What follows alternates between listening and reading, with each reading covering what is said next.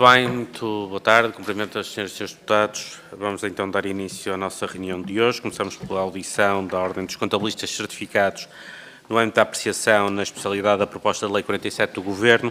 Autoriza o Governo a aprovar medidas de desagravamento fiscal para o fomento de oferta de habitação.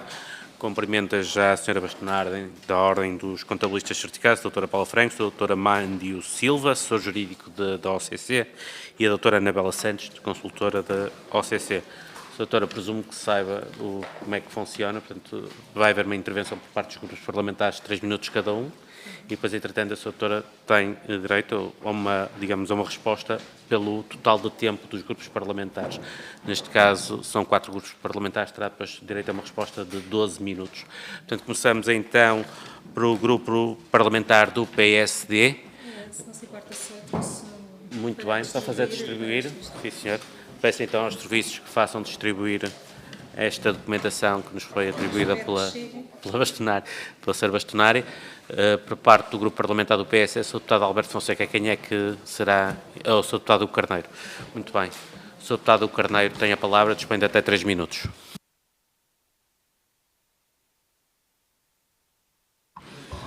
Ora, muito boa tarde, Sr. Presidente. Cumprimentar a Sra. Bastonária e os demais membros da Ordem. Cumprimentar também os Srs. Deputados e as pessoas que estão presentes. Não temos muito tempo e, portanto, eu serei muito breve nas minhas questões e na intervenção que irei fazer. Nós sabemos que temos um problema da habitação, isso é inquestionável, ninguém discute isso hoje em dia. Mas importa notar que, por exemplo, desde há vários anos a esta parte, este problema da habitação está relacionado também, entre outros aspectos, com uma falta de oferta no mercado de habitação. Nós, em 2024, construímos cerca de 25 mil casas e, no pico, quando andávamos a construir mais, pelo menos nos últimos anos que estive a ver, nós chegamos em 2002 a construir 125 mil casas. Nós temos também uma pressão muito grande, não só relacionada com o aumento do preço da habitação, mas também no aumento das rendas. E o aumento do preço da habitação, também sabemos que tem vindo a ser acompanhado com o disparar dos custos da construção, que desde 2015 que estariam num pico inferior, motivado talvez até um bocadinho pela crise, e desde então até hoje esses custos da construção dispararam e, acompanhado com o disparar dos custos da construção, está também o aumento do preço da habitação. E, portanto, nós precisamos de uma política de choque que atue dos dois lados, do lado da oferta e do lado da procura. Nós precisamos de facilitar o arrendamento, criar arrendamento que as pessoas consigam suportar, injetando mais casas no mercado, e essas casas devem vir, provavelmente, daquelas que já existem, que devem ser disponibilizadas aos cidadãos e que, por algum motivo, não estarão a ser na plenitude, tanto quanto necessitamos, mas, por outro lado, também incentivar a construção. E, portanto, a PPL 47 apresenta várias medidas, desde logo no respeito ao IVA da construção, aos contratos de investimento para arrendamento, ao estímulo também ao próprio arrendamento, criando muitas das vezes condições que visem impedir a especulação. Também é uma preocupação que o Governo tem. Muito já se disse sobre aquilo que deve ser entendido como uma renda moderada, que se fixou em 2.300 euros. Não significa que as casas vão ser arrendadas todas a 2.300 euros, mas podem ser arrendadas até lá, beneficiando dos apoios que são criados. E, portanto, aquilo que para nós é muito importante nesta fase é perceber quais são os contributos dos diferentes operadores que têm algo a dizer sobre esta matéria e, obviamente, que a Ordem tem seguramente créditos que para nós são muito importantes neste âmbito. Portanto, gostaria de ouvir a Ordem sobre, por exemplo, o prazo para a colocação no arrendamento de 6 meses, se isto é um prazo curto ou não, sobre as condições que são estabelecidas para o IVA da construção, por exemplo, e sobre as condições de restituição de benefícios se existir algum incumprimento nos critérios que estão estabelecidos na lei. E para já ficava por aqui. Obrigado. Muito obrigado, Sr. Deputado. Passo ao Grupo Parlamentar do Chega. Sr. Deputado Eduardo Teixeira, dispõe de até 3 minutos. Muito obrigado, Sr. Presidente. Queria cumprimentar a Ordem dos Contabilistas Certificados, cumprimentar a Sra. Bastonária De facto, nós estamos aqui hoje para ouvir e pedia que fosse o mais exaustivo possível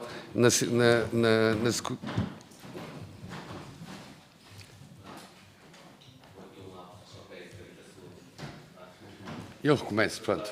Muito obrigado, Sr. Presidente. Cumprimentando os presentes e a Sra. Bastonária. De facto, estamos aqui hoje num assunto muito importante e que os portugueses anseiam, dado a falta de oferta de habitação. E, portanto, existe uma proposta de lei que foi viabilizada com a nossa abstenção para que a mesma viesse a sede de especialidade, e estamos aqui em sede de especialidade a ouvir os contributos de várias entidades e achamos importante e determinante, e por isso o fizemos, de a ouvir nessa questão. Bem sei que hoje temos uma entrevista sua que dá aqui um bom mote para esta não conversa, mas para esta necessidade de nós reformularmos. Os contabilistas entendem que o IVA a 6% na construção, da forma como está e nos foi apresentada, é impraticável e desaconselham mesmo os contabilistas à sua utilização, o que pode ser, de facto, um enorme problema, e por isso a sua audição é importante. O objetivo central da fiscalidade, que com incidência no aumento da oferta habitacional, passa por incentivos fiscais, que é o que nós estamos aqui a discutir, em sede de IVA, de IRS e de IRC. No entanto, a leitura destes contributos da OCC revela-nos a sua preocupação transversal numa segurança jurídica, numa previsibilidade de regras e o risco de repetirmos erros no passado. A Ordem defende que o IVA é um verdadeiro imposto crítico na formação do preço da habitação. E a pergunta que lhe faço, face às condicionalidades e o que já foi dito e tudo que temos conhecimento, e por isso nós não votamos favoravelmente, abstivemos-nos, a Ordem entende que esta solução é compatível com os princípios de neutralidade e de certeza do IVA, ou se, pelo contrário, pode gerar um novo ciclo de regularizações, de correções, de litígios com a autoridade tributária. Esta é uma condição, eu acho que fundamental, para nós podermos, após as audições, tentarmos efetuar algo para ajustar. No domínio do IVA, a Ordem chama a atenção para a necessidade de clarificar conceitos como iniciativa procedimental. No plano dos impostos sobre o rendimento, eu também gostava de ouvir sobre a proposta de alargar o regime de tributação reduzida a empresários em nome individual, com ou sem contabilidade organizada. Considera que a exclusão atual cria uma distorção injustificada entre sujeitos passivos economicamente equivalentes? Gostava também de questionar, na medida do possível, que a Ordem recorda que, em matéria fiscal, houve passado más autorizações legislativas ou más concretizações e se podem gerar efeitos perversos durante décadas, como é evidente. Entendo que a autorização legislativa constante na BPL de 47 está suficientemente delimitada para evitar excessos na sua concretização regulamentar. A questão é simples. Na avaliação técnica, esta proposta tem condições para produzir mais oferta habitacional a preços acessíveis, ou corremos o risco de voltar a legislar a bem da intenção, mas mal na execução? Muito obrigado, Sr. Deputado. Passo agora a palavra ao Sr. Deputado Miguel Costa Matos, Grupo Parlamentar do Partido Socialista. Muito obrigado, Sr. Presidente, Senhoras e Senhores Deputados, e cumprimentar a Ordem dos Contabilistas Certificados, em particular a Sra. Bastonária. Nós temos tido há muitos anos uma política pública de habitação que tem uma dimensão fiscal. Na verdade, temos-lo pelo menos desde que foi legislada a isenção fiscal, a isenção de IRS para pessoas com taxa de arrendamento acessível. E esse conceito de arrendamento acessível, digamos que é um conceito bastante diferente do conceito de renda moderada, na medida em que ele previa que fosse 20% abaixo do mercado, tentando induzir os comportamentos de redução do preço da habitação, e agora a renda moderada é, nas palavras do Governo, com o intuito de abranger praticamente toda a gente. A primeira questão que nos suscita é, desde logo, como é que este pacote poderá, do seu ponto de vista, do ponto de vista de uma profissão que todos os dias interage com quem está a fazer o mercado, que se isto vai ou não vai induzir comportamentos no sentido de reduzir o preço. É certo que estes pacotes de benefícios fiscais por outros motivos, foi pouco eficaz. E a sua entrevista hoje, de facto, aponta para a possibilidade mesmo de estes incentivos fiscais serem pouco eficazes, na medida em que dependem de, a posteriori, haver uma verificação num comportamento da parte dos agentes, nomeadamente da habitação poder-se verificar ser de renda moderada e ser própria e permanente. Isso é algo comum também, por exemplo, ao nosso projeto de lei, mas é algo que merece a nossa reflexão e percebermos as preocupações da senhora bastonária a este respeito. Mas aquilo que nos suscita de maior questão é mesmo que, se porventura não houve já, no passado recente, o exemplo de um benefício fiscal na área da habitação que funcionou. Eu recordo que o nosso projeto de lei atual, em discussão, visa recuperar, de certa forma, um benefício fiscal que funcionou durante o pacote Mais Habitação e que visa, em concreto, não aumentar as margens de quem constrói habitação, mas sim dar um incentivo concreto e de grande impacto para que as pessoas que têm casas possam colocá-las no mercado. Isso é um fator muito importante porque, de facto, nós temos os maiores parques de habitação de toda a Europa, número de casas por habitante, mas depois as casas que estão vazias, as casas que estão disponíveis para serem colocadas no mercado, acabam por ser poucas. Nós, para além de termos, de facto, a preocupação que a senhora bastonária já colocou do ponto de vista da execuibilidade destes incentivos fiscais, temos uma outra dimensão que nos preocupa, que de facto tem a ver com a capacidade de esta lei ser concreta e eficaz. Ora, a lei está fortemente ligada a uma outra proposta de lei que não tramita nesta Comissão, que visa alterar os procedimentos urbanísticos e, nomeadamente, visa desfazer o simplex urbanístico que o PS e a Iniciativa Liberal, em conjunto, em boa hora, aprovaram. E visa criar novos procedimentos, nomeadamente do ponto de vista do licenciamento. E aquilo que lhe pergunto é se entende que essa revisão terá ou não terá impacto na eficácia destes benefícios fiscais poderem ser aplicados por parte dos operadores económicos. Muito obrigado. Muito obrigado, Sr. Deputado. Passo agora a palavra à Sra. Deputada Marta Silva, da Iniciativa Liberal. Dispõe de até 3 minutos, Sra. Deputada. Muito obrigada, Sr. Presidente. Agradecer também à doutora Paula Franco e aos restantes membros da Ordem a sua disponibilidade para virem a esta audição e dizer-vos numa primeira nota que agradecemos a conferência que foi feita sobre o novo pacote de habitação, organizada pela vossa Ordem, e que, no fundo, partilha aqui de uma série de preocupações que também são as nossas da Iniciativa Liberal. E, no fundo, o que está aqui em causa é que nós reconhecemos que este pacote, de facto, é essencial para que possamos dar resposta à crise da habitação, nomeadamente em termos de matéria da redução do IVA, e também dizer que a Iniciativa Liberal sempre foi vocal em relação a esta matéria, tendo introduzido, desde logo, esta proposta no nosso programa político. Mas também reconhecemos com igual preocupação que está a ser introduzida aqui um conjunto de entropia, de aumento de complexidade que nos deixa efetivamente preocupados, até porque acreditamos que estas medidas deveriam ser mais simples, deveriam ser claras, duráveis no tempo e de fácil implementação, que não está, de facto, a acontecer. E, perante isso, teria aqui, então, um conjunto de perguntas para lhe fazer, mas gostava, em primeiro lugar, que pudesse partilhar com clareza a sua visão sobre este acrescentar de burocracia e perguntar-lhe diretamente se acha que esta proposta está bem desenhada, tendo em conta o objetivo da mesma. Ou seja, acredita que, da forma como foi estruturada, irá ter o alcance pretendido? Acredita que é desta forma, acrescentando entropia ao processo, que vamos resolver a crise da habitação? E relativamente à experiência passada em matéria de benefícios fiscais, nomeadamente quando da introdução do pedido de redução do IVA nas áreas de reabilitação urbana e, posteriormente, com o defraudar da expectativa dessa mesma medida, quando da pronúncia da autoridade tributária sobre esta matéria, gostaria então de lhe perguntar de que forma é que vê o que aconteceu no passado relativamente a este pedido de redução de IVA nas zonas ARU e, neste ponto, gostaria mesmo que se focasse na problemática com a autoridade tributária, tendo tido, no nosso entender, aqui um entendimento altamente restritivo e até mesmo abusivo, diria eu, no sentido em que não soube interpretar aqui conceitos fundamentais sobre o que são, afinal, as áreas da reabilitação urbana. Como é que vê o acompanhamento da autoridade tributária nesta matéria e o que é que acha que deveria ser feito de forma a não voltarmos a ter este problema?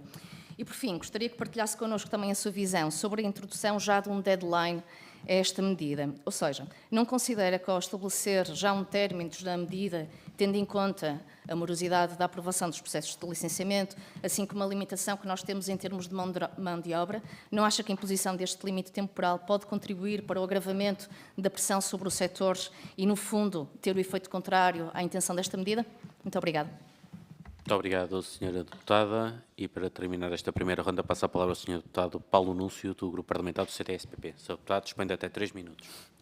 Muito obrigado, Sr. Presidente. Em primeiro lugar, cumprimentar a Sra. Bastonária da Ordem dos Contabilistas e agradecer a sua presença aqui. É sempre uma voz autorizada para abordar questões relacionadas com a contabilidade e também com a fiscalidade e, por isso, é sempre um prazer recebê-la nesta comissão. Começar por dizer que, de acordo com a sua entrevista, que foi, aliás, já referida por outros grupos parlamentares, faz uma apreciação globalmente positiva da proposta do Governo, no sentido de ser uma proposta positiva para aumentar a oferta e reduzir os preços de construção. E, por isso, registramos à partida a oposição da Ordem dos Contabilistas globalmente favorável à PPL que foi apresentada pelo Governo. Apresenta, no entanto, uma reserva relativamente à aplicabilidade da taxa de 6% do IVA e levanta considerações jurídicas ou de segurança jurídica, se quiser, relativamente a essa questão. E era sobre essas reservas que manifestou na entrevista que deu hoje ao Jornal de Negócios que eu gostaria de centrar a minha intervenção.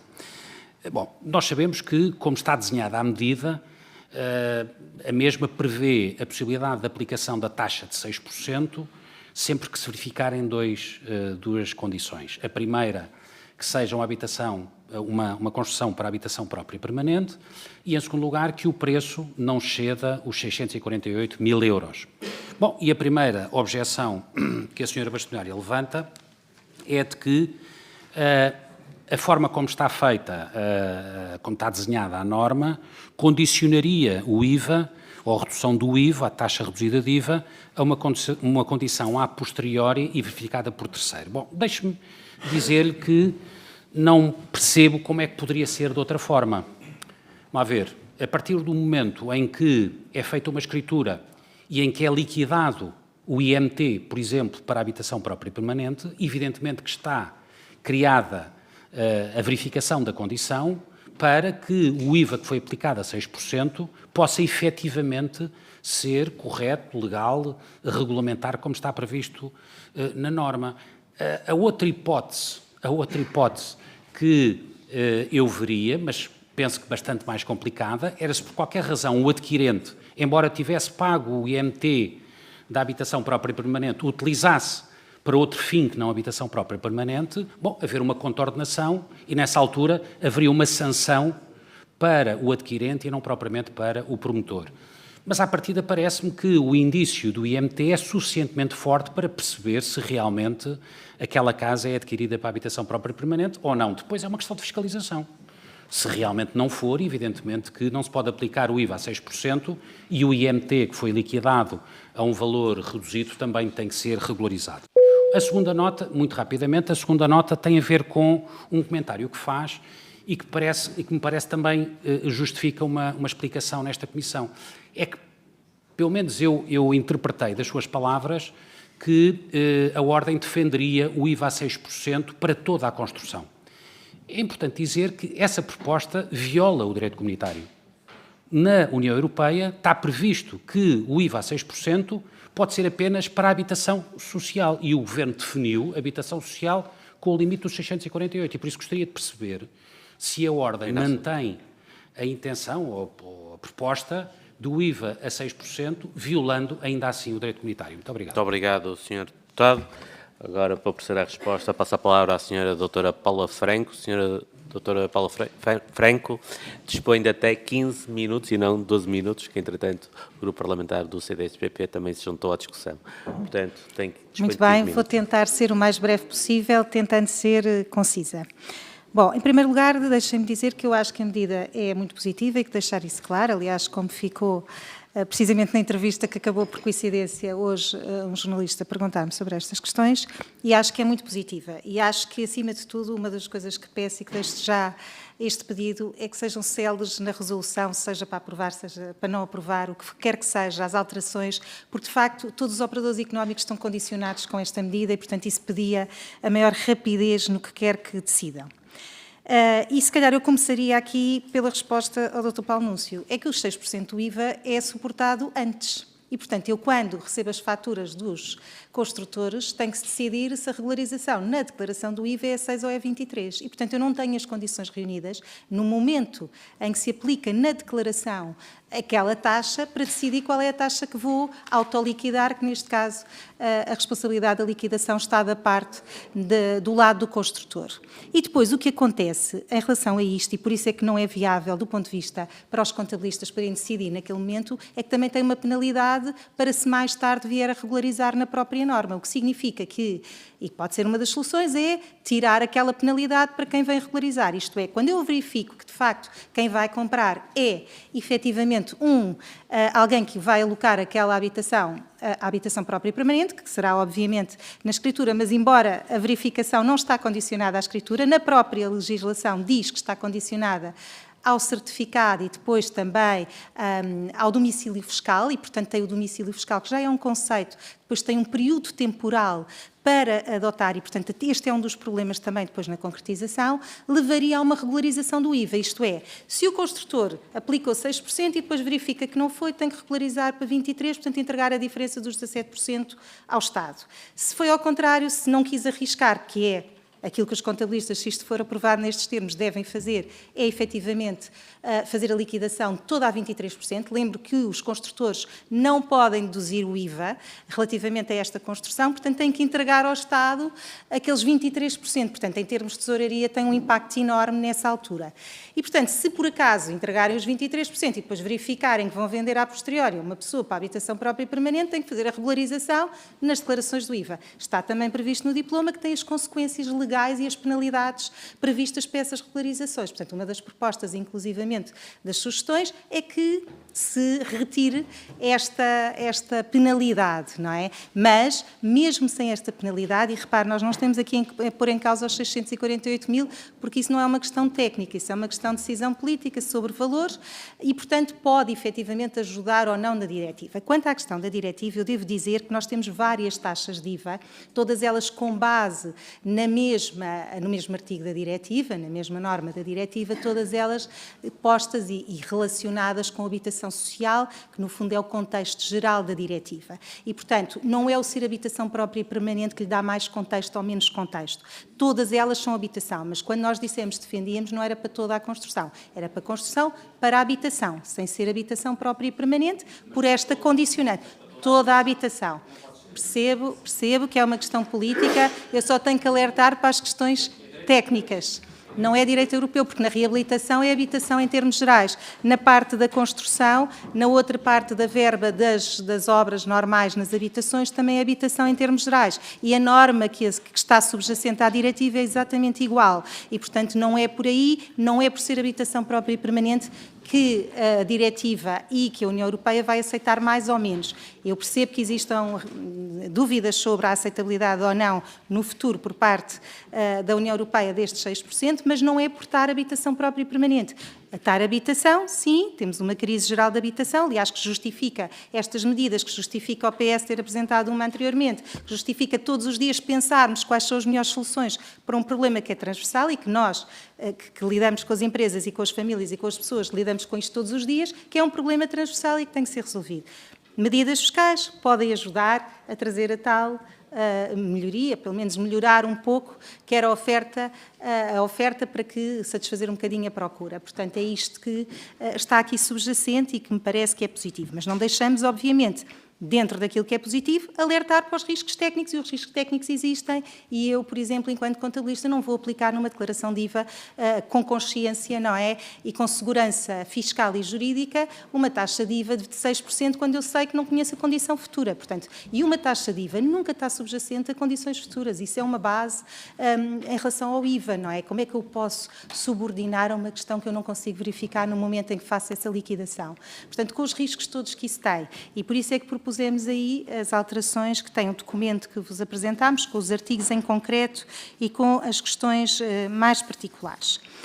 Por isso, em relação, começando aqui pelo Dr. Paulo Núncio com essa resposta, depois, em relação à senhora deputada Marta Silva, efetivamente, a questão da reabilitação, que é que nos preocupa aqui precisamente na aplicação da taxa de 6%, quando houve a interpretação, quando se alterou a interpretação sobre a reabilitação, foi gravíssimo aquilo que provocou em todos os promotores e construtores, e, portanto, já estamos a ver um filme, peço desculpa pela expressão, igual, não é? Em AAT vir fazer interpretações, e uma das razões de estarmos aqui, de agradecer o convite para estarmos aqui, foi efetivamente podermos antecipar alguns problemas para não existir esta litigância desnecessária antes dela mesma acontecer. Já sabemos que o próprio diploma traz aqui muitos conceitos que sugerimos aí algumas alterações, precisamente para a clarificação, mas, por outro lado, para além do próprio diploma já nos trazer aqui algumas questões que nos levantam dúvidas, depois ainda temos as interpretações subsequentes da autoridade tributária que ainda são, às vezes, mais restritivas. E, portanto, isto claramente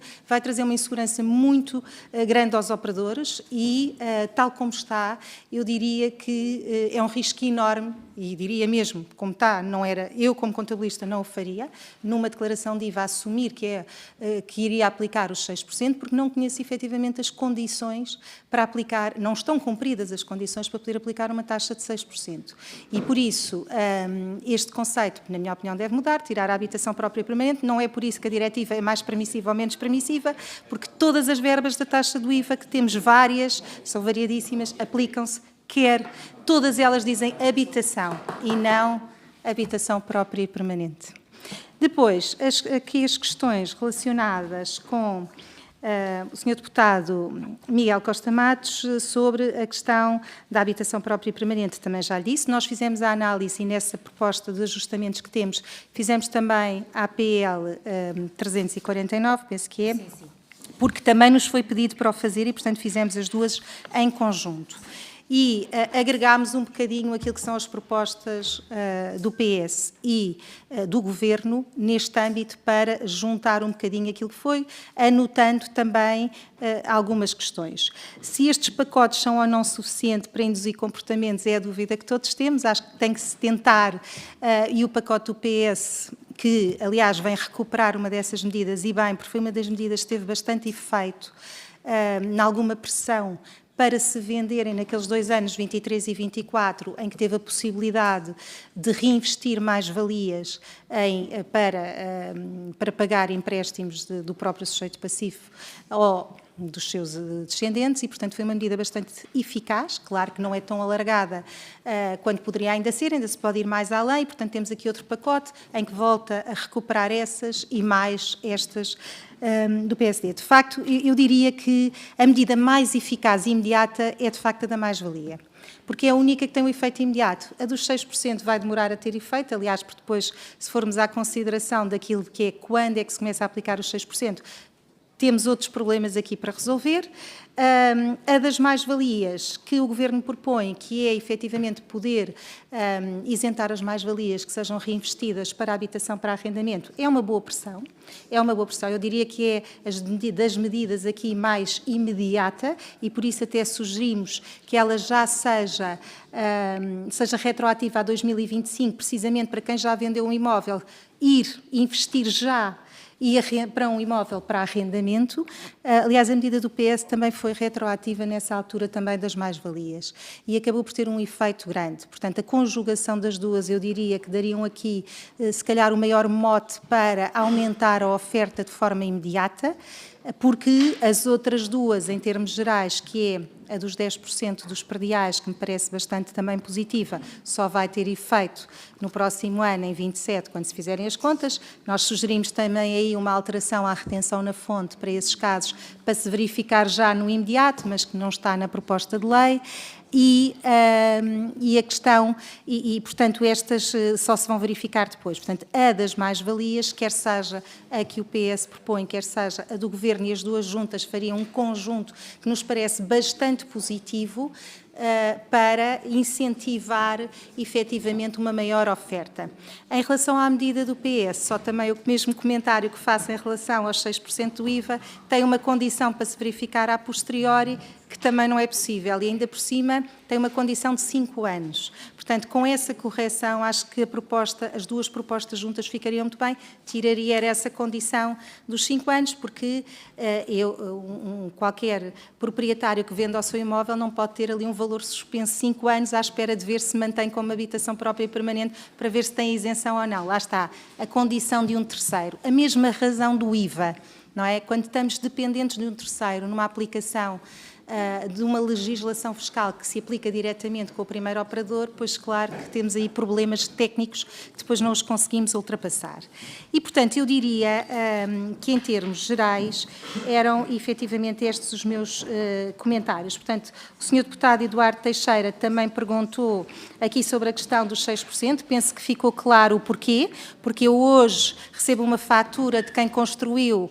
Vou fazer uma autoliquidação na declaração do IVA do meu cliente e eu não sei que taxa vou aplicar, isto não é praticável, não é? Porque eu tenho que saber com confiança qual é a taxa que vou aplicar e, portanto, para estar com segurança, a única coisa que me levaria era aplicar a dos 23% e vir a corrigir posteriormente. Lembro que o próprio diploma tem uma norma que diz que, se viermos a corrigir posteriormente, tem as penalidades e as consequências.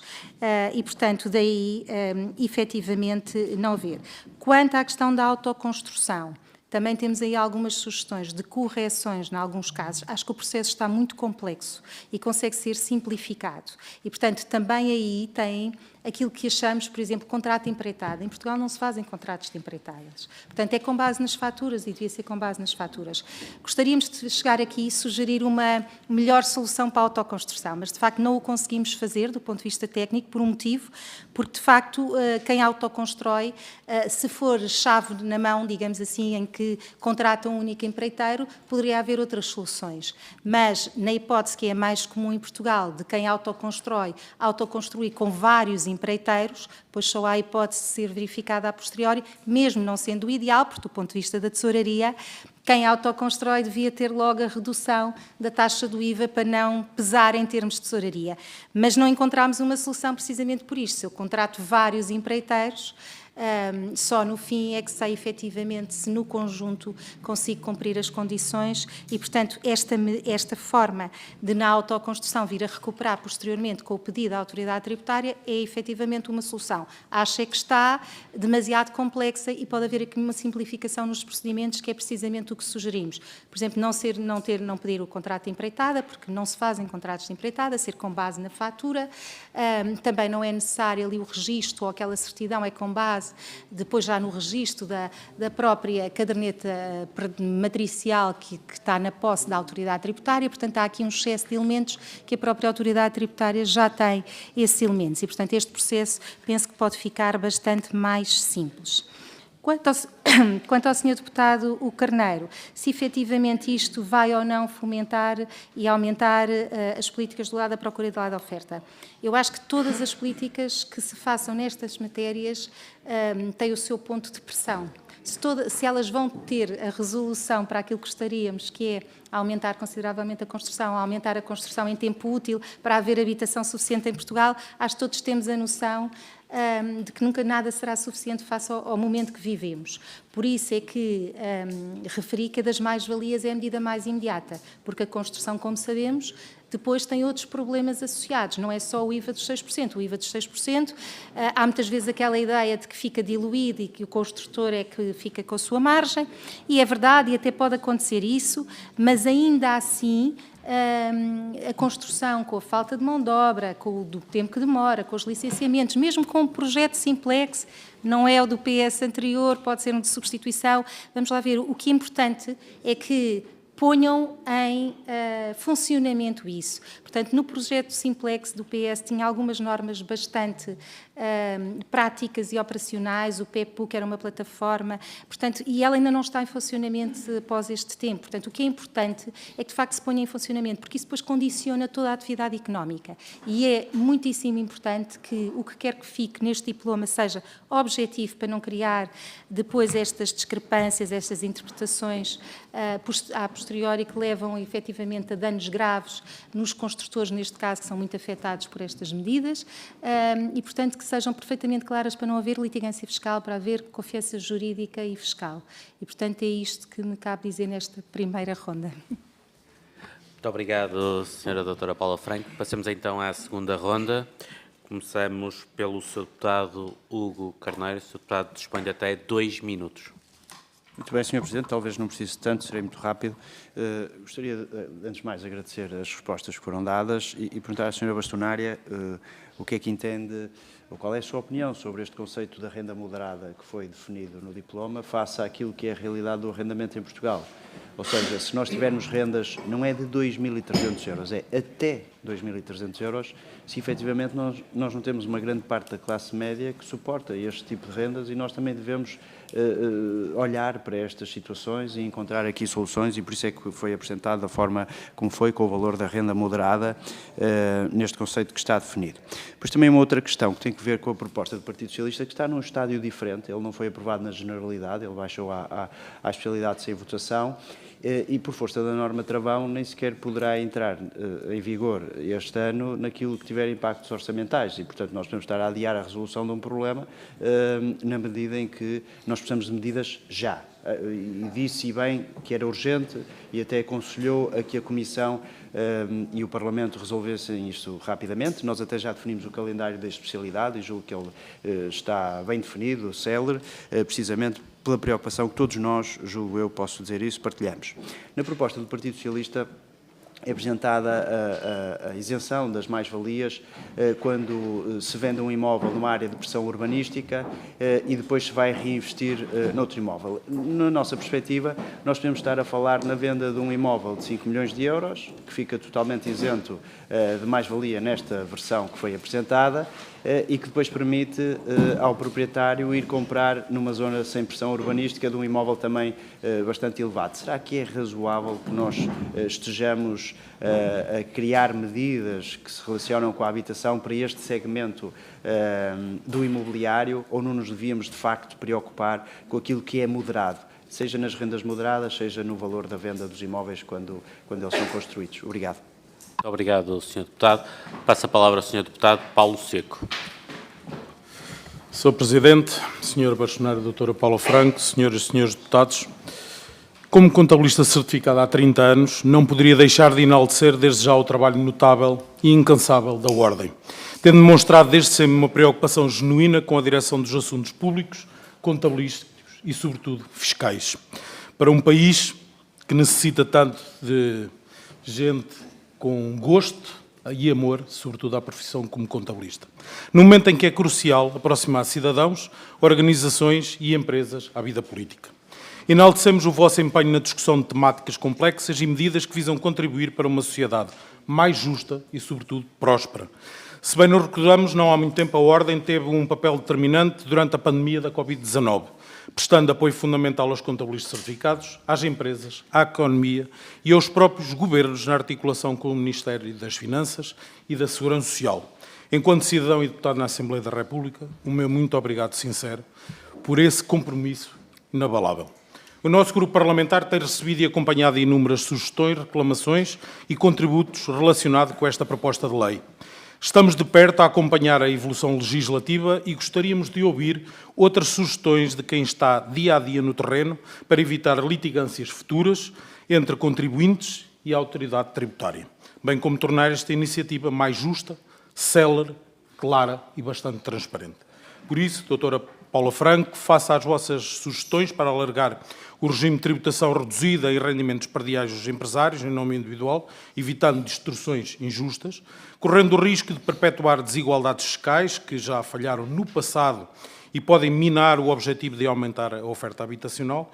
Gostaria que nos explicasse de forma bastante detalhada a possibilidade do reinvestimento em imóveis para arrendamento, como já falou na sua entrevista, e a correspondente isenção das mais-valias em sede IRS, que pudessem as mesmas ser consideradas já para o exercício de 2025, ou seja, retroagir. Acho que os portugueses precisam de saber isso e precisam, acima de tudo, de ver que quem sabe da poda deve estar sempre no processo desde o início. Muito obrigado, Sr. Deputado. Passo a palavra ao Sr. Deputado Miguel Costa Matos. Muito obrigado, Sr. Presidente. Bom, a conclusão que podemos tirar das declarações da Sra. Bastonária é que, se mantivermos as atuais condições que estão previstas na proposta de lei, os construtores vão todos pagar 23%, porque não vão querer depois ter que devolver, no fundo, o dinheiro, ou neste caso, pagar mais IVA, porque, afinal, a habitação não cumpre os requisitos necessários. E assim será na construção normal e também será na autoconstrução. A Sra. Bastonária sugeriu que talvez pudesse resolver o assunto, deixar de haver as penalizações que estão previstas na proposta de lei. Mas eu vinha-lhe perguntar se acha que isso é suficiente. Porque poderá acontecer que, passando a pagar de 6% para 23% de IVA, que um certo imóvel deixe de ser rentável e, portanto, independentemente de não ter uma penalização, o construtor vai na mesma aplicar as faturas a 23% e não presumir os 6%, mesmo que não tenha uma penalização. E em relação à autoconstrução, parece-me que essa medida é ainda mais iníqua, porque estamos a falar de, muitas vezes, de famílias com parcos recursos a terem que suportar a incerteza se vão pagar 6% ou 23%. E, portanto, quer dizer, a conclusão que eu tiro é que estas condições que são colocadas na PPL não têm emenda, porque retiram uma grande parte, se não toda, a efetividade às medidas. E eu fico muito satisfeito pela Sra. Bastonária entender que, feita uma devida correção, as nossas propostas, do ponto de vista da isenção das mais-valias, poderão ter não só mais efetividade, como maior celeridade a chegar ao terreno. Nós estamos atentos àquilo que é a intervenção do Sr. Deputado Carneiro. Enfim, naturalmente que, se o Governo quiser, estas medidas das mais-valias poderão ser aplicadas desde já em 2026 e, se não o quiserem fazer, será, como se diz no direito, venire contra o factum próprio, isto é o próprio Governo que não permite que essas medidas possam ser implementadas já no ano de 2026. Porque, de facto, como a Sra. Bastonária disse, a questão da retroatividade será uma grande mais-valia. A minha última pergunta, Sra. Bastonária, prende-se com o seguinte. O Sr. Deputado Carneiro apontou para os 2.300 euros como abrangendo quase todos, mas é uma medida que é igual em todo o país, ou seja, abrange quase todos em todo o país. Eu pergunto se não seria mais eficaz, mais adequado, até para induzir comportamentos, que este indicador, este limite de renda ou limite de valor de aquisição do imóvel, pudesse um valor diferenciado em diferentes geografias do território, consoante o mercado de habitação nesses respectivos sítios. Muito obrigado. Muito obrigado, Sr. Deputado. Passo a palavra à Sra. Deputada Marta von Frieda. Agradeço bem. Bem, muito obrigada. Agradecer novamente à doutora Paula Franco as suas palavras e, no fundo, a exposição que fez aqui perante esta comissão relativamente à implementação nesta medida, porque, na realidade, vem reiterar aquilo que é o nosso pensamento, também o nosso posicionamento relativamente à mesma. Ou seja, a medida efetivamente é positiva, mas da forma como está a ser implementada não vai ter... não vai ter nenhuma operatibilidade, não é? E, por isso, dizer só que... efetivamente, parece-nos que é uma medida que faz bons títulos de jornais, mas que depois, na realidade, não vamos conseguir pô-la em prática devido à complexidade que está a existir neste mecanismo. Ainda assim, tomei nota das suas palavras relativamente a ter-nos informado que existem já operadores que estão aqui em suspenso, no fundo, à espera da implementação desta medida. E por isso queria perguntar-lhe de forma muito concreta quantos operadores é que tem mais ou menos assim estimado que poderão estar então a aguardar a implementação desta proposta do Governo. Muito obrigada. Muito obrigado, Sra. Deputada. Passo a palavra ao Sr. Deputado Paulo Núcio. Muito obrigado, Sr. Presidente. Eu também agradeço os esclarecimentos que a doutora Paula Franco deu nas questões anteriores, mas eu vou voltar a uma questão que penso que não foi respondida. A Sra. Bastonária disse objetivamente que aconselha os contabilistas, se a redação final for esta, a aplicar a taxa de 23% e não de 6%, porque considera que não há confiança para a aplicação da taxa reduzida, porque os contabilistas não vão controlar quem vai comprar a habitação. Ou seja, quem vai comprar a habitação sai completamente fora do controlo dos construtores. Penso que foi isso que disse, está referido na sua na sua entrevista. Eu recordo outra vez algo que não respondeu e gostaria que respondesse. Na liquidação do IMT, nós temos 2 tabelas de IMT e estão divididas em 2 grupos. Um grupo para a habitação própria permanente, outro grupo para outras habitações. E, por isso, há o controle possível, que é, quando o adquirente compra a casa, se declara no IMT que vai comprar a casa para habitação própria permanente ou para outra habitação. Por isso, o construtor tem esse controlo, que penso que não foi referido na sua intervenção e gostaria de a ouvir sobre essa matéria. Depois, em segundo lugar, partindo do pressuposto, eu sou fiscalista, sou jurista, analiso há muito tempo estas matérias do IVA na habitação, a minha opinião é clara. O IVA não pode ser aplicado a toda a habitação, porque senão não passa no crivo da União Europeia, porque não se considera, na nossa opinião, na minha opinião, que estamos a falar de um IVA para a habitação social. Mas a pergunta é, quais são as alternativas partindo desse pressuposto? Uma contornação para o adquirente que comprasse a casa para a habitação própria e permanente e depois a utilizasse para outros fins? Uma última questão. A senhora deputada, a senhora bastonária, referiu a questão das mais-valias. Fez referência à isenção, penso que estaria a referir à não tributação por via do reinvestimento, que são figuras relativamente diferentes. E propôs a retroação a 2025. Eu pergunto, a Ordem dos Contabilistas fez contas? Quanto é que isso custaria ao erário público? Muito obrigado. Muito obrigado, Sr. Deputado. E para terminar esta segunda ronda, passa a palavra ao Sr. Deputado Pedro Coelho. Muito obrigado, Sr. Presidente, Srs. Deputados, Sra. Bastonária, também contabilista certificada há mais de 30 anos com as cotas em dia e suspenso de funções. Agradecer todo o seu trabalho. Tinha aqui algumas questões que têm a ver com o seguinte. Como a Sra. Bastonária sabe, na questão da reabilitação urbana, nas chamadas ARUs, através de uma declaração da Câmara Municipal, o promotor, aliás o construtor, pode liquidar a taxa reduzida e isso está salvaguardado porque obviamente tem uma declaração da Câmara, mesmo não sabendo se aquela reabilitação, aquela reconstrução cumpre as normas da referida ARU. E depois há aqui também outro problema, que eu acho que a Sra. Bastonária já falou, que é quando eu tenho um contrato de empreitada, uma prestação de serviços para construir uma casa ou reabilitar uma casa, eu posso fazer um contrato de empreitada ou posso fazer a chamada de empreitada aos poucos, que é, tenho um empreiteiro geral, tenho um subempreiteiro dos alumínios, tenho um subempreiteiro das carpintarias, e aí é muito difícil saber a liquidação do IVA para saber se o somatório dessas faturas vai ultrapassar ou não o valor que está estipulado nos termos da lei. A pergunta que eu coloco é o seguinte, a questão da habitação permanente ou não, isso fica resolvido na escritura, é referido, e até é referido se é para a habitação própria e permanente ou se é para a habitação secundária, julgo que seria uma obrigação legal, mas, como digo, não posso atestar isso com toda a firmeza. A questão que eu coloco é o seguinte, se eu tiver um contrato de empreitada, e se o contrato de empreitada, nós temos lá os valores, e se os valores estiverem dentro dos limites, se não é uma condição suficiente para que, neste caso, o construtor possa liquidar a IVA a taxa reduzida? Muito obrigado. Muito obrigado, Sr. Deputado. Sra. Bastonária, dispõe de até... Sr. Deputado Eduardo Teixeira? Peço desculpa, não sabia. É o Sr. Deputado que quer... peço desculpa, então. O Sr. Deputado Eduardo Teixeira tem a palavra. Dispõe de até 2 minutos. Muito obrigado, Sr. Presidente, Sra. Bastonária.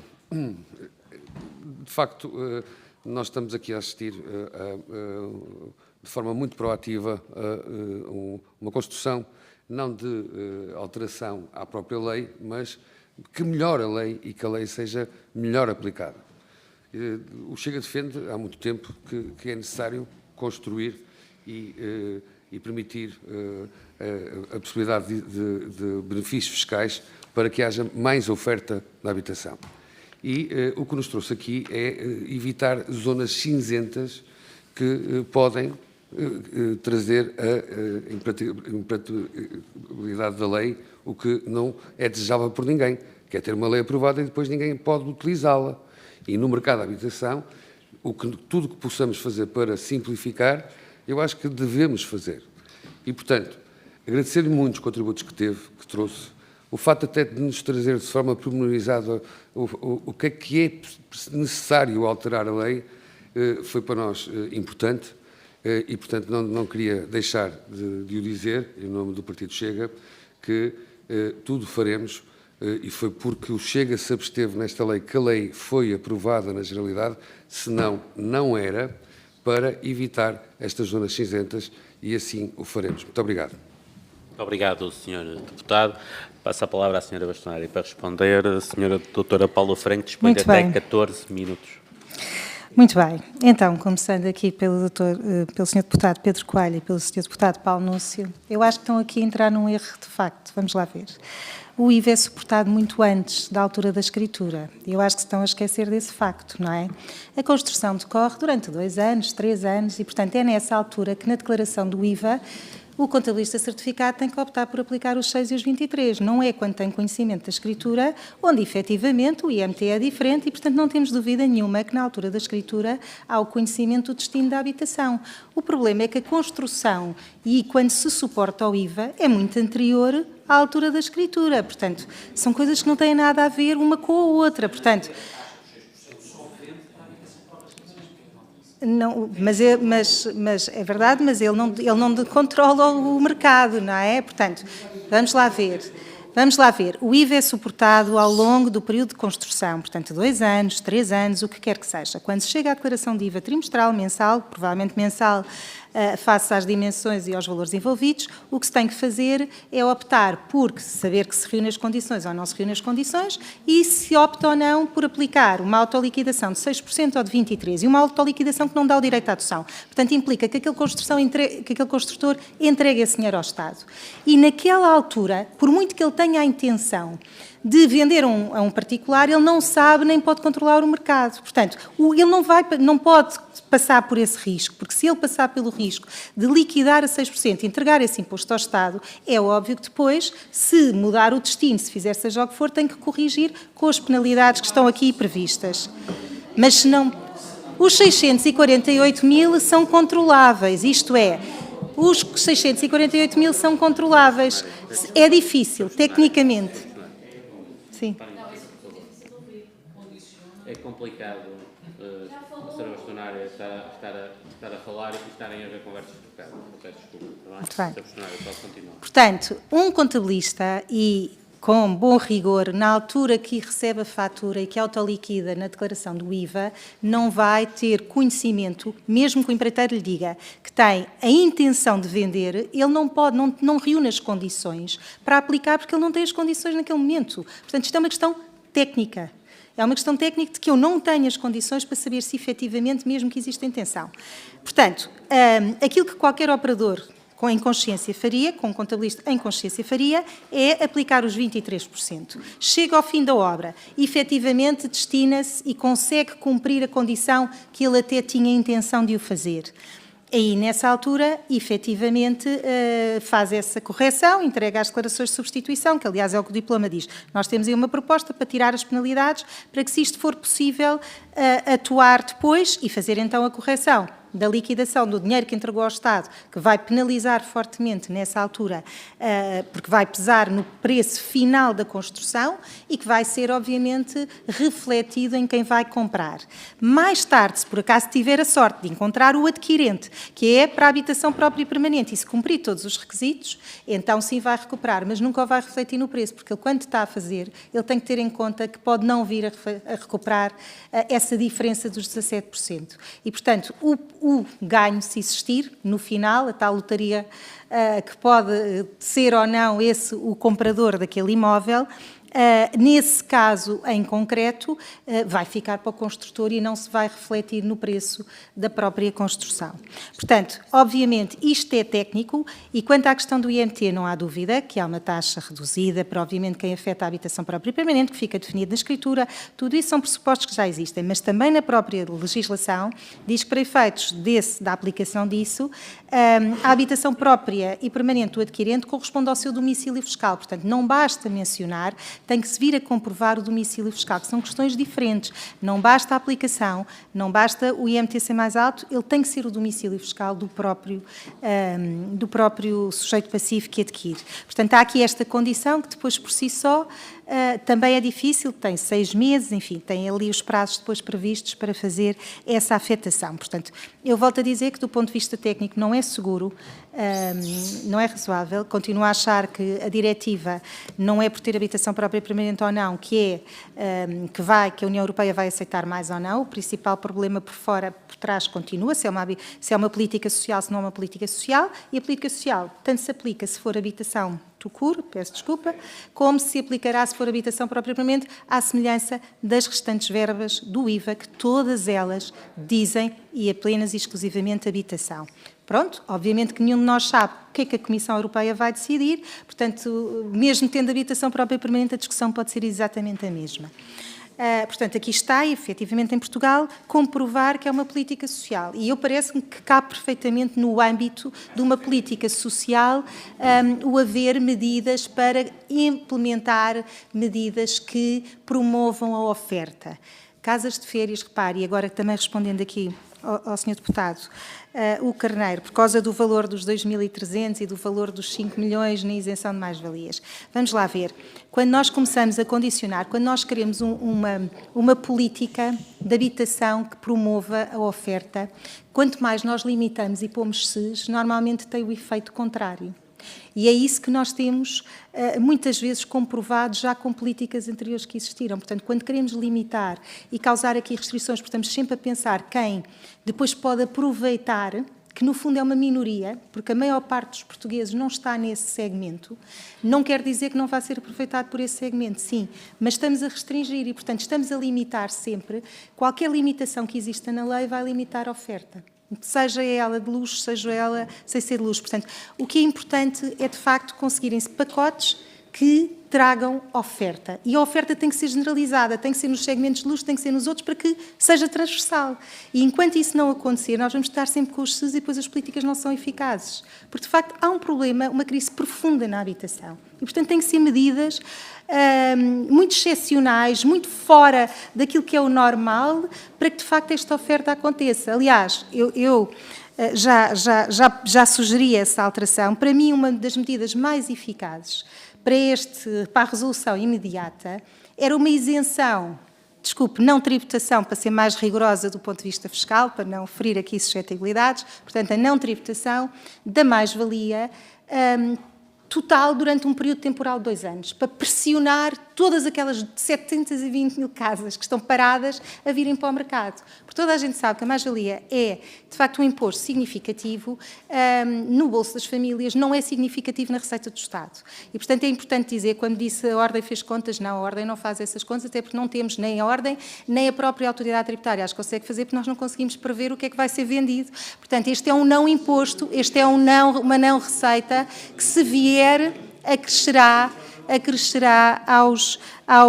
à receita. Portanto, o que nós estamos aqui a falar, e para além disso, quando nós, e agora também um bocadinho, obviamente que é a minha sensibilidade, não é? Quando nós muitas vezes dizemos isto custa para o país tanto, nunca se fazem as contas a quanto é o retorno desse custo, não é? Portanto, nunca se faz as contas de quando este dinheiro depois entra na economia, quando estas casas entram na economia, quanto é que isto retorna. Fazem-se as contas só às políticas em concreto e quanto é que elas custam para o país. Mas qualquer uma dessas políticas que reduz receita naquele momento tem o retorno pela economia e, portanto, nunca é... esse custo nunca é considerado isoladamente. Vai ter depois retornos que têm provavelmente receitas. Isto, portanto, em termos gerais. Por isso eu acho que este pacote de habitação e aquilo que o país precisa tem que ser muito transversal. Eu percebo que choca precisamente a um português que ganha 900 euros, 920 agora ao salário mínimo, que são muitos. De facto, choca uma renda moderada dizer-se que é de 2.300. Poderia ser dividida pelo país em circunstâncias de zonas? Podia. Mas isto estamos a criar aqui um limite máximo. Se estas rendas são praticadas em Lisboa e no Porto, são efetivamente. E não são para casas nem para situações que estamos a falar, não estamos a falar de ricos, estamos a falar de situações, se calhar, de jovens ou de famílias que já começam a ter 1 ou 2 filhos ou 3, que têm ordenados um bocadinho acima da média, é verdade, mas que efetivamente as rendas atingem estes valores. Aliás, eu em Lisboa, e acompanho muitos proprietários, estão a chegar a rendas a 3 e 4 mil, mas estamos a falar de casas perfeitamente normais. Não estamos a falar nem de uma moradia, nem de uma casa fora do normal. Portanto, estamos a falar infelizmente é o estado em que o país está e, portanto, há um esforço enorme por parte de um casal de jovens que quer e que precisa e quer ter filhos para chegar a estes 2.300. Portanto, a discussão, enfim, nós podemos dizer 1.000 é muito, 2.300 é muito, como 4.000 é muito, como 5 milhões é muito. É tudo discutível e, repare, aí é muito uma questão de política e eu não gosto muito de entrar nesta discussão. Se isto é uma realidade hoje para casais de classe média, e nem é classe média alta, estamos a falar de classe média normal, que tem a sorte de ter, de facto, por ter evoluído nas suas carreiras e de já ter um emprego que lhe permite ter um ordenado de 2.000 e tal euros líquidos, cada um das pessoas do casal, e que, efetivamente, são essas rendas, porque senão a possibilidade é nem sequer ficam a 1 hora ou a 1h30 de distância, como está a acontecer agora, dos seus locais de trabalho. Portanto, esta é a realidade em Portugal. Aumentaram os preços consideravelmente, continuam a aumentar. Como é que os podemos descer? É difícil, porque enquanto não houver oferta, efetivamente não se consegue controlar.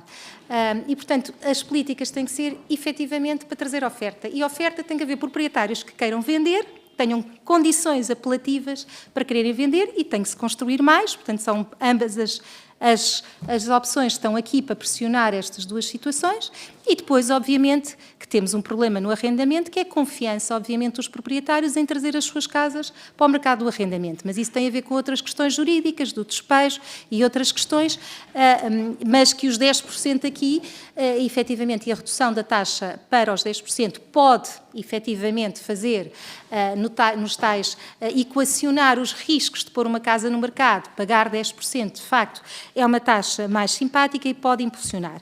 Os 2.300 euros também, repare, nós temos já medidas no Código do IRS que já prevêem taxas reduzidas, vão até 7,5%, quando os contratos são de longa duração e não têm qualquer limite. Portanto, por acaso apareceu esta questão, esta figura dos 2.300 e a figura que deu muita discussão, mas são discussões só para, peço desculpa, política, porque isto na prática é o normal que acontece em Portugal e já há medidas praticamente iguais com os contratos de longa duração que até baixam mais estas taxas. Portanto, não é o valor que está em causa, é de facto conseguirmos ter imaginação e criatividade, que era o que todos gostaríamos de inventar, o milagre, não é, para resolver o problema da solução da oferta de habitação. Por isso, deixamos aqui um conjunto de sugestões, porque não tive tempo de ir a elas, que era o que eu gostava, mas para responder às questões não tive tempo. Acho que aqui a dos 6% efetivamente só terá eficácia se lhe tirarem a habitação própria e permanente.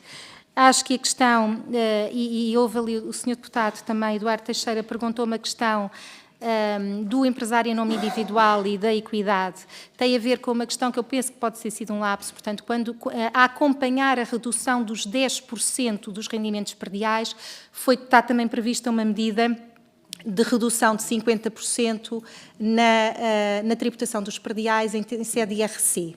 Mas não foi prevista a mesma norma em sede IRS para quem tem, por exemplo, contabilidade organizada, que no fundo é a equiparação. Se esta norma estivesse no Código do IRC, o Código do IRS remete para o Código do IRC. Mas como está no Estatuto dos Benefícios Fiscais, a norma ou prevê especificamente que é IRS ou não abrange o IRS, que penso que era uma ideia inicial dessa situação. Penso que seria abranger, porque para estar previsto para a IRC faz sentido, em circunstâncias iguais, também estarem previstas para a IRS e não está prevista, e também é uma sugestão que fazemos aqui.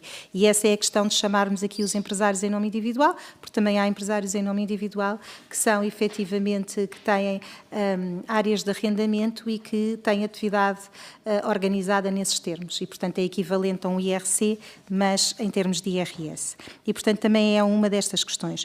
Quanto à questão da retroatividade, volto a dizer mais uma vez, nós precisamos de normas imediatas e, como vimos, nem todas aqui são imediatas. De facto, a das mais-valias é a mais imediata e se já pressionasse para quem efetivamente possa ter vendido em 2025 para já investir aquele dinheiro, evitando, obviamente, a tributação, porque ainda não aconteceu a entrega da declaração, só vai acontecer, e o pagamento do imposto em agosto, ainda tem tempo para mudar o seu comportamento e ver-se pressionado a adquirir um imóvel e o destinar ao arrendamento. Muito bem. Muito obrigado. Qual é a penalização? Não percebi, desculpe. Sim, o acabar com as penalizações, só responder.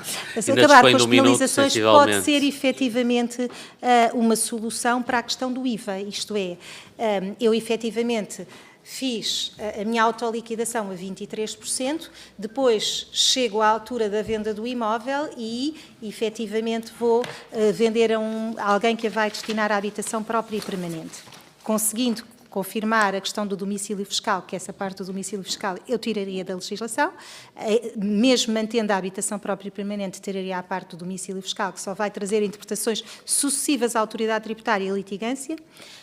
E, portanto, tiraria essa parte, embora eu acho que não tem o mesmo resultado. Porquê? Porque vai aumentar sempre o preço para quem vai comprar. Só depois o construtor, a posteriori, poderá então recuperar aquela diferença dos 17%. Portanto, vai ser muito mais uma medida para o construtor do que para o imóvel que chega ao mercado. Portanto, na minha opinião, mais uma vez, para além de tirar as penalidades, porque acho que as penalidades têm sempre que as tirar, porque mesmo nestas situações, as penalidades têm que ser tiradas porque eu posso destinar a fins diferentes. E, portanto, o tirar as penalidades é importante para que a própria norma, enfim, tenha algum efeito, mesmo que não seja este, mas as duas em conjunto é que farão o efeito dela poder ter resultados. Muito obrigado. Agradeço desde já à doutora Paula Franco e à sua equipa, a doutora Amélia Silva e a doutora Anabel Santos, os esclarecimentos prestados. Dou assim por encerrada esta audição. Muito obrigado.